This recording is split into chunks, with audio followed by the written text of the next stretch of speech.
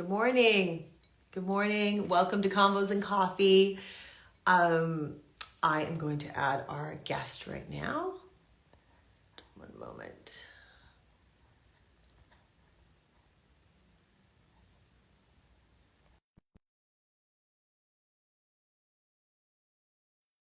Awesome. Hopefully she'll be up in a moment.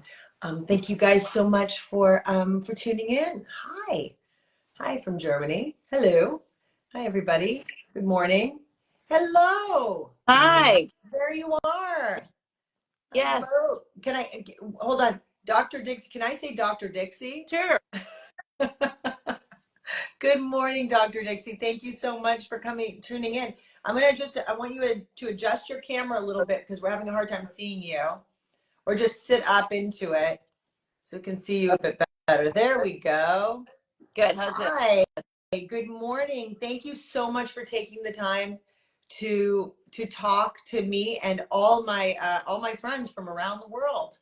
I want to give you a little context here, which is that there are so many young people, and I mean young people from, our teens to our, 40s, young people from all over the world. And so our conversation is, I often like to tailor in some way to some of the minds that are listening to us that are in a stage of their life.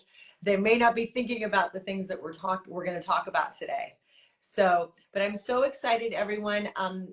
Thank you for joining us today. I'm so excited because Dr. Dixie Richards is an incredible dermatologist here in the Los Angeles area who works with so many families and people of all ages. And she's going to tell us a little bit about what she does. And we're going to talk about, as summer is approaching, we're going to talk about our skincare. We're going to talk about taking care of what kinds of things we can do preventatively this summer and always to make sure that we are looking out for ourselves and our skin.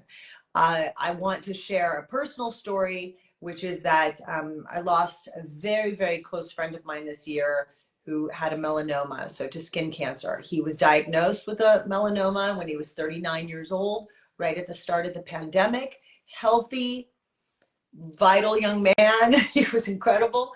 And apparently they went in and they took out most of it, but not all of it. It had spread.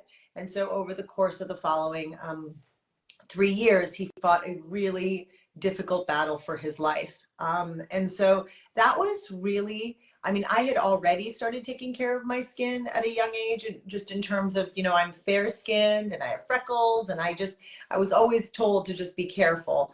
But I really now, I'm so crazy about paying attention to things that might be new or so forth. And so I've been coming to you, and you've been looking out for me and my family. And so I just want to ask you some questions about that. Sure. Love to talk. So let's start with, first of all, tell me a little bit about what you do and what, I know you see people of all ages, but tell me a little bit about your practice.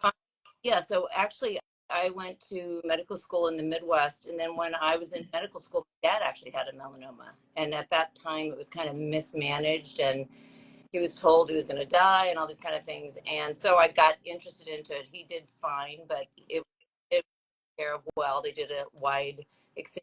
Everything was removed. So that was 30 years ago, but it kind of opened my eyes to dermatology. And previous to that, I'd been, a lifeguard every summer and burnt my skin. So I was kind of like, what can I do here to help myself? So melanoma has kind of been one of the issues that I've sort of, tried to do my best to kind of eliminate as much as possible, and done, full body checks. So typically I see like whole families from young to old, and then we do full body checks where we're looking at moles, measuring. I was just talking about this the other day, where we used to do like a series of photographs, which were that's kind of what we did when I was in my training at UCLA.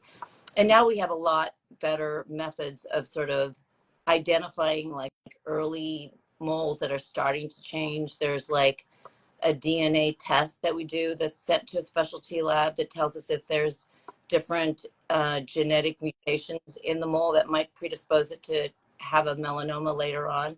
We Did also you do that to me recently? Because we found something on my back, and so we did something.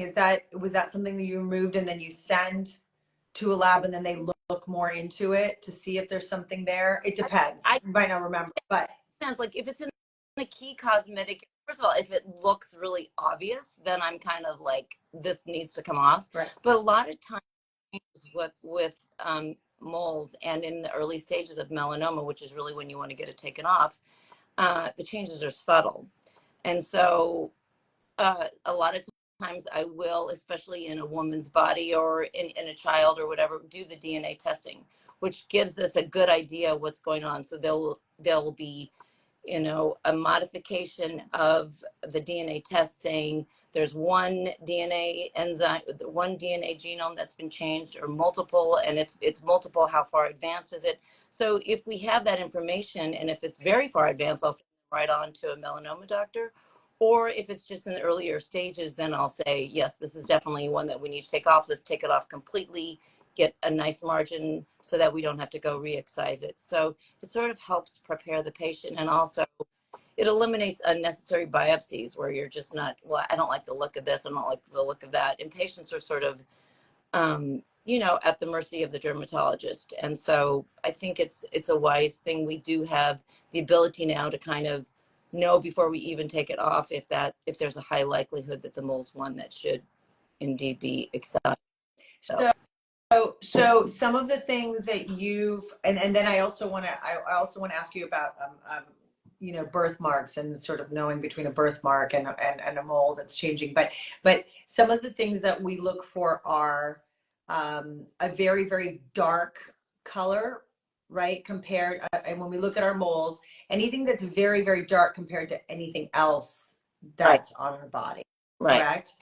right. If it stands out, you know, those ABCD are really pretty good, and that's really about melanoma. So A is asymmetry. So a mole should be the same vertically and horizontally. Okay. Um, circumscribed, so you don't kind of want it fading into the skin. See, color uniform, and then not dark. So if it's really a dark pigmented nevus, and especially if it's new, that would be one that you would take off right away. And then D is diameter, smaller than the size of a pencil eraser, usually is okay, but that's not, you know, 100%. And then E is evolving. If whatever reason the patient says, you know what, I noticed this mole, but it seems different, or it's changed, or whatever. Those are all 5 indications to probably excise the mole right when the patient comes in at that point. Okay. All right. So everybody, it's super important to check our bodies. It's super important to look and see if there's areas, like I had one little one that was on my back in an area that I never looked at. And Dr. Dixie did find that, and we did have to excise it in order to sort of make sure that it was okay. So keep an eye out for those areas that that we don't really look at. For instance, we found one on the inside of one of my toes, which, you know, I thought was a cute little freckle. And instead we were like, wait a second, let's monitor this. So I do think that, you know, we underestimate how something so tiny could be so dangerous. And I think that's one of the most terrifying things about skin cancer, is that you know, we can confuse a freckle or a birthmark or something new that just popped up, because none of us are mostly sitting around looking at every detail of our body, right, all the time, which is why you do need a doctor or your partner or your spouse or a family member or somebody to just kind of look at things. If you see something that's new that you've never seen before on the back of your neck or somewhere or anywhere on your scalp, just being able to have somebody say, hey, what is this? And taking a photo of it and really, like, you know, monitoring if there's changes in it over time. Because that's something that I don't know that we do for ourselves, that I feel like needs to be kind of in our routine. Right. And since I started doing that, it's really interesting because I do notice, and if there is something that shows up, I feel a bit more. And I'm not like a hypochondriac. There's a lot of people I know that started doing this many years ago. But you know, I now look back, and I want you to talk a little bit about this, because you taught me this. When is the time in our life where we get our most exposure? Is it as children, right? So the melanocytes, which are the pigment cells, are most easily damaged before the age of 18. So sunburns before the age of 18 are magnified later on in life with damage done to the melanocytes. And then you don't see the changes until later. But after, I mean, sunburns are never good, but they're absolutely more, do more damage as a younger person. So there's, you know, it's interesting too with, you say skin cancer, because some people, you know, their grandmother, oh yeah, she had a little sore on her face, that was the skin cancer. So skin cancers are, there's several different types. Melanoma, of course, is the most severe, and the one that, you know, a lot of times patients think that there's going to have some sort of a symptom, and there will be no symptom. That's why I think it's great that you take photographs of your moles, because I'll say this to patients, like they'll come in and they'll do a yearly body check, and I'll say, well, you know, you need to keep an eye on things even between now and your next body check. Because I had this woman that came in, I remember this, in March, and then she came in back in May, and she said, you know, I don't think this was there before. And we looked, it hadn't been, and it was an early melanoma. So had she waited until that following March and been sort of unaware, she would have not done as well as she did. So that's like with your friend, it's all about how deep that melanoma's got into the skin, how early it's taken off. The prognosis is incredibly great when it's early, and very usually, you know, they're working on more and more vaccines. So there's a lot of new treatments for patients with metastatic melanoma, but it's a completely different ballgame. Wow. So it's always better, like the earlier the better. Now, talk about earlier the better. So some people are asking some questions about birthmarks. So I asked you recently, my son, for instance, who's 13, has a freckle that he was born with, or birthmark, or whatever it is. And it's like just in the middle of his back, but it is a color that is totally different than anything else on his body. And with his growing body, it's getting bigger. So he has one kind of big, you know, freckle mole on his back. And it doesn't look like anything other than the fact that it is large and it is a color that is totally different. So is this something to watch if you were born with it? Like, what does that mean? If it's not something new, but it was something that you were born with, what does that mean? So congenital nevi, or moles that you're born with that get early in life, actually have a different pattern. So they tend to be deeper, they tend to go down hair follicles, and they tend to be wider. So those A, B, C, D, E's that we were talking about sort of don't, they, you have to take the congenital nevi and put them in a different category. I told this patients when I was in my residency, there was this thought, oh, there are more melanocytes there, they're larger, we should just probably take them off. So they were kind of routinely taken off, and, you know, obviously had scars. And then studies show that there's not that high of an incidence of those actually changing. So it's the same kind of thing that you're talking about, measuring them, taking photos of them. And I say this to patients with kids, they grow in relationship to as your skin grows. They should not grow exponentially faster than the rest of your skin. So they will get bigger as you get bigger. There shouldn't be a change in them in relationship to, other than how your skin is growing in the rest of your body. So something for that, in terms of like we're, you know, we're all entering the summer, and even though LA is very cloudy today and very cold, and I feel like we're in December, it is going to get very sunny. And so we're all approaching the summertime. And so something like that, let's say for my son, if he doesn't want to wear a rash guard, how do you, like, do you just have to always keep sunscreen on it and always reapply it and make sure it doesn't get burned? But that's like a tough spot.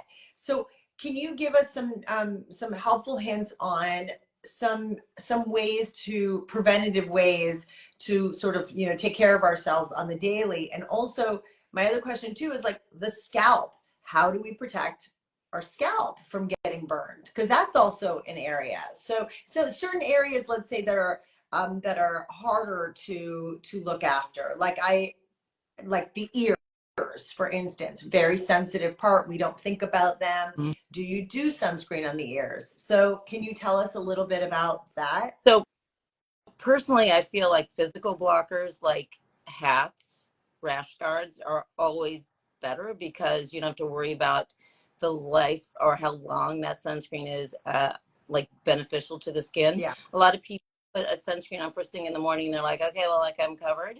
And they have a natural sort of elimination. Your body sort of breaks them down. And after 6 hours, no matter what SPF you put on, you really need to reapply. That's kind of hard with kids, especially when they're out and about in LA. And another issue that comes up is this UV. Girl that slept in this morning, the cloudy day, was out swimming, and she got a horrible sunburn because she didn't think she needed a sunscreen on, a cloudy day. Mm-hmm. And A is really is the most damaging between UVA and UVB. And UVB is what we see on a sunny day, but it's UVA that can oftentimes do more damage. So I hate to say this, but like almost every day, if you go out, you need to put a sunscreen on.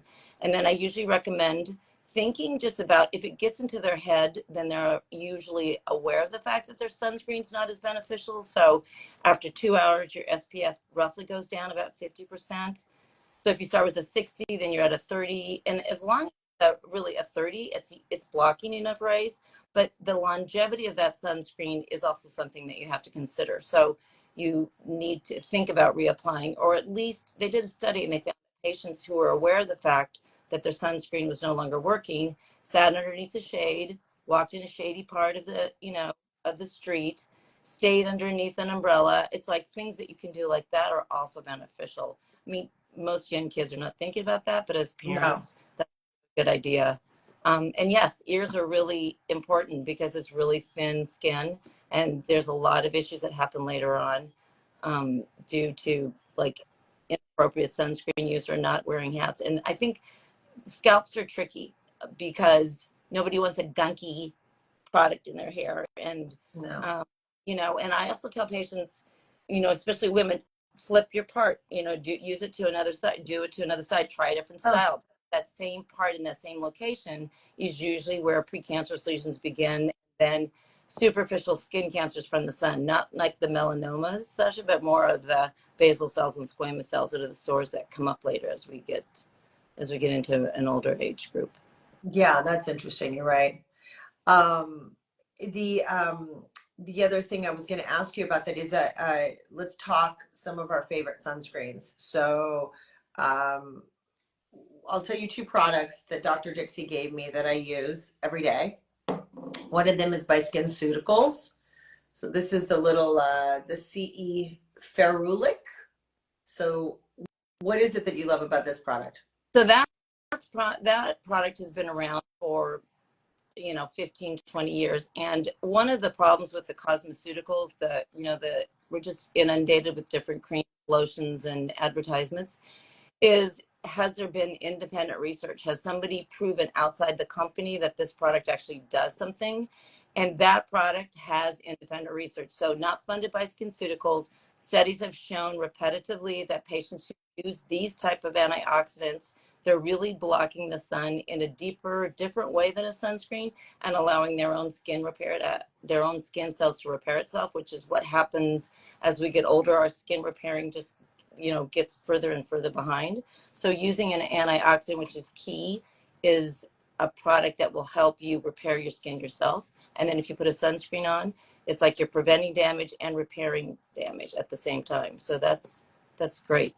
I wish all patients could do that, because I think that's, of all the different skincare products, antioxidants and sunscreens are really the most important in the morning. I'm holding this up so somebody can take a screenshot, but I can also post it afterward. So there you go. So I follow that up. There are a few different sunscreens that people like, and I know that you like, but this is just one that I like because I like the way it goes on my skin. I prefer the one that's tinted, even though my daughter doesn't.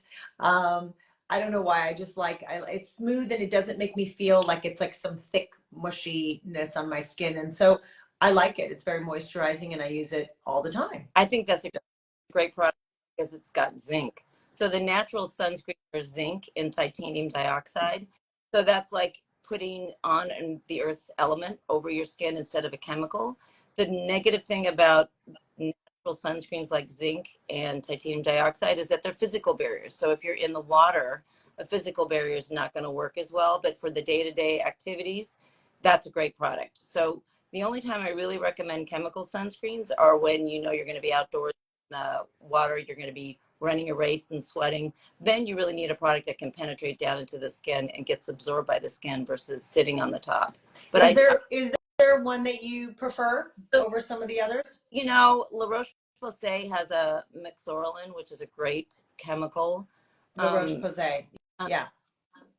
you know, unfortunately, I think these chemicals are, you know, it's a little bit, that's why I recommend physical blockers, because spreading chemicals all over our body, especially parents of children, I think we have to be a little cautious of that. And because we've never had a group or generation of people that have put sunscreens on their skin from an early age and then made it to adult life. So it's kind of like just a word of warning, maybe, you know, trying to do those physical blockers where you're doing the rash guard, which kids hate, but it's actually really better for them. Those type of things are really, in the long term, I think, going to serve them a better purpose than the chemical sunscreens. So my mother was always on your same wavelength about this. Like, she really thought that the chemicals in a lot of our sunscreens were always poisoning us, and she just was totally against it. But then on the other side, she was part of the generation that put olive oil on their skin and then just laid out in the sun. And so growing up, like, definitely during my teens, I had a couple really bad burns that were horrible, and I do remember specifically them happening on a cloudy day at the beach, me taking a nap, waking up, and all of a sudden being burnt, like either on my face or my chest or my shoulders. It was terrible. But we definitely, on one hand, it's like you want to be all natural and not do that, but you also have to accept that we are out in the elements. And so whether it is a cloudy day or not, you still can get very burnt. And depending on how strong that UV is, that's also something to consider.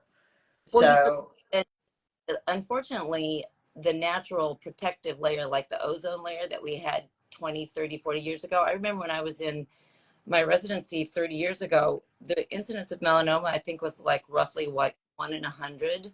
And then several, like maybe a couple decades later, it was 1 in 75. And now it's like 1 in 40 patients are developing melanomas. One is we're getting them really 40. And for like a Caucasian type skin, like African American, is about 1 in 1,000, but we're getting them off earlier, so people aren't dying of them. So maybe the incidence is going up just because we're taking off a little bit more early, but it's definitely a more damaging ray out there than when your mom was growing up or I was growing up. Yeah. So yeah, it definitely is. And also on these days that go from sometimes being cloudy in the morning to super sunny in the afternoon, that's also tricky because we wake up and think, okay, so we put sunscreen, it's fine, it was cloudy all day, and then we're taking a walk in the afternoon and it's really hot. I know. So this kind of switching up is also making us kind of be a little bit more on our toes about taking care of ourselves and so forth. I think it's such an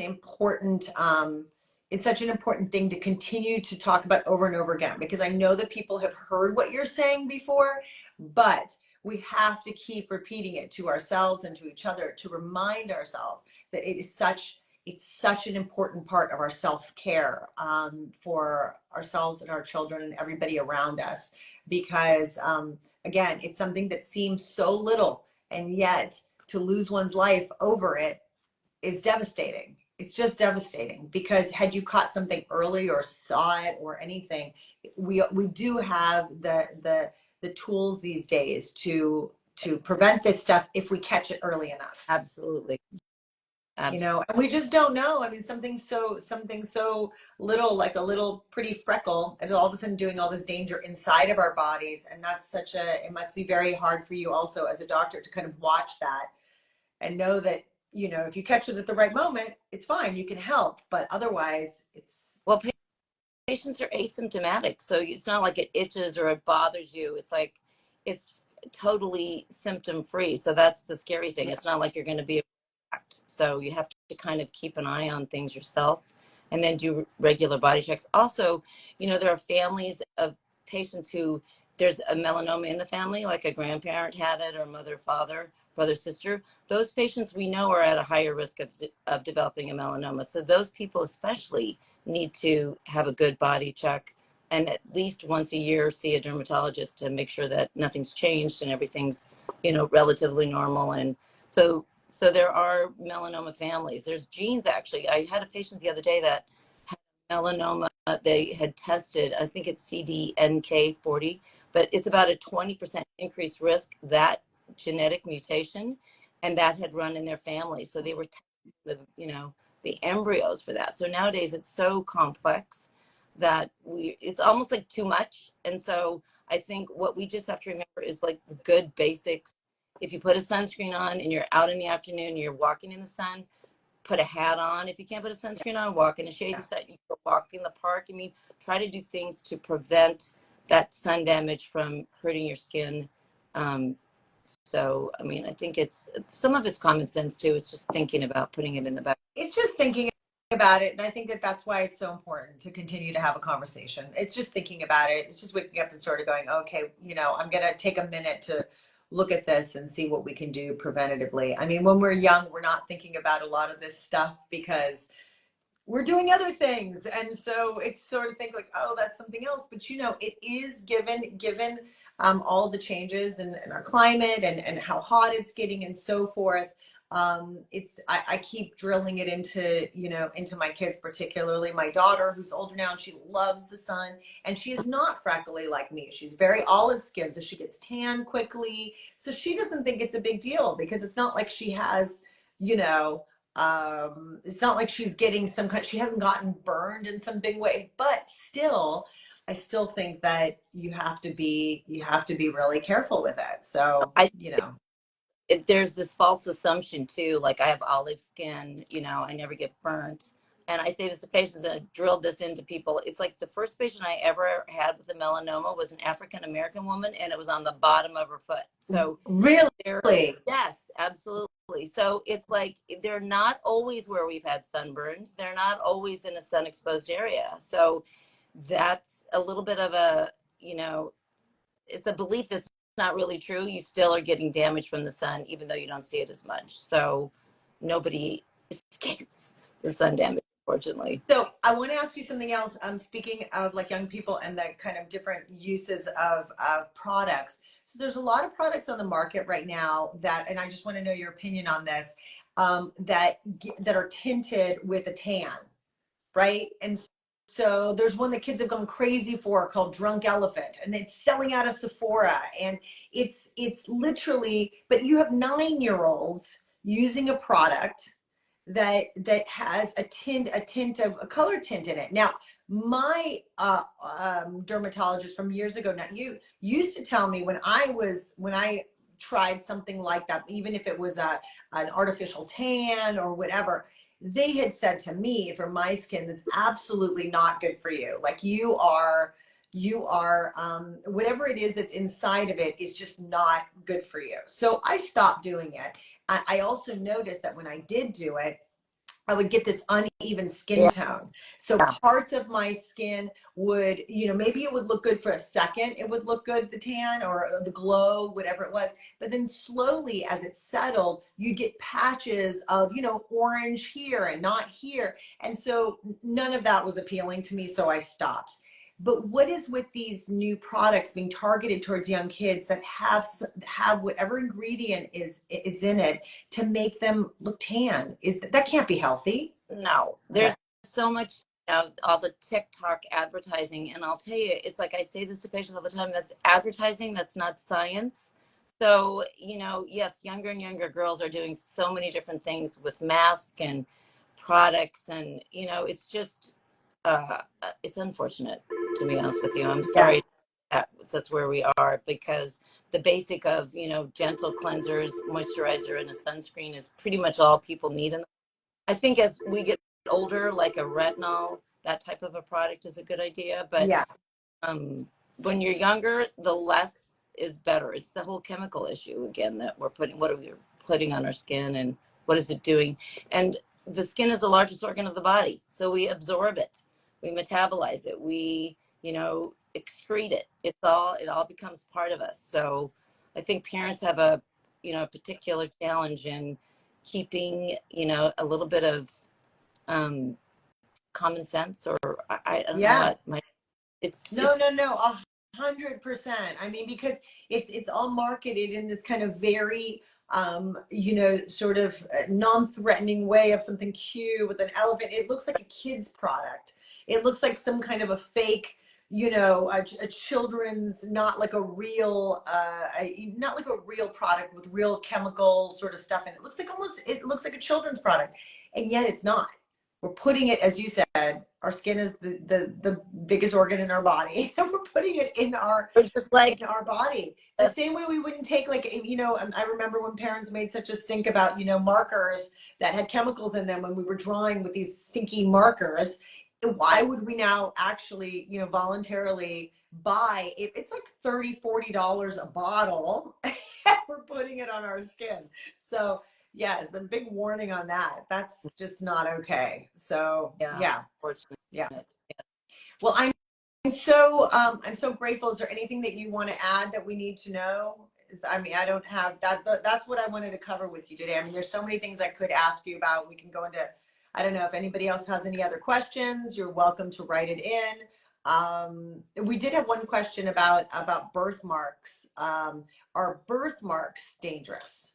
Can they get can birthmarks turn into something that's melanoma? Okay, so I'm sorry, maybe I didn't answer this. So we used to think that there's a higher incidence of congenital nevi turning into melanomas because there's more melanocytes or pigment cells all there together, and we found that not to be true. So congenital nevi birthmarks they should be measured and followed and, you know, photographed, but there's no higher incidence of those turning into a problem than any other mole. So we just watch and observe them now, and they don't need to be excised or treated any differently. And sunscreens and all that protection is good for them too, but there's no for them. Yeah. Great. And is there any product in sunscreens? Because some people are asking about different products of sunscreens, and I'm not going to go through all of them to have you approve it. But is there a specific ingredient to make sure is not in our sunscreens? Well, you know, PABA, some of the chemical sunscreens, patients are allergic to them. I would just say try to find more all natural sunscreens. Tints are fine a little bit, but all natural sunscreens are going to be better for patients long term than the chemicals. And then limiting the chemicals to outdoor activities where they need it to stay from, you know, a sweating point of view or a water point of view. I think that's a good rule of thumb. Okay, great. Well, thank you. Thank you so much for educating us on this and reminding us of the importance of our skincare. And yeah, we all need to be reminded of that. So happy summers to everybody, and may we all stay healthy. But I appreciate your time. Thank you so much. Thank you. Thank you. Bye. Bye-bye. Bye. Thanks for joining, everybody. See you soon. Bye.